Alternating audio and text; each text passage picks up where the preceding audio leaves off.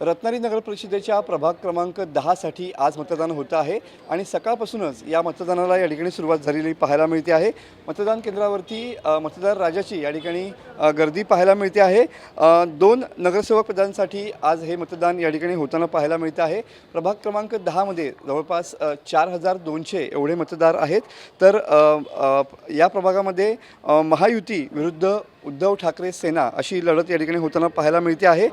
उद्या एकंदरीतच या संबंध म्हणजे रत्नागिरी जिल्ह्यातील 4 नगरपरिषद आणि 3 नगरपंचायतींचा निकाल या ठिकाणी लागणार आहे आणि त्या दृष्टीने सुद्धा प्रशासनाची तयारी झालेली पाहायला मिळते आहे।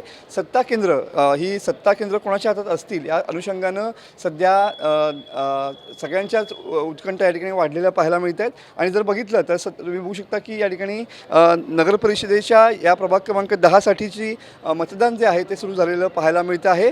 उद्या पूर्ण जिल्ह्याच्या नगरपरिषद आणि नगरपंचायतींचं मतमोजणी जी आहे ती होणार आहे। सकाळी 10 वाजल्यापासून या मतमोजणीची सुरुवात होणार आहे। तर आज झालेल्या मतदानाची सुद्धा उद्याच मतमोजणी या ठिकाणी होणार आहे। त्यामुळं सत्ता केंद्रावरती सत्ता नेमकी कोणाची असणार याची उत्कंठा उद्याच या ठिकाणी संपणार आहे। कॅमेरामन समीत गजनेसह मी मनोज लेले, TV9 मराठी, रत्नागिरी।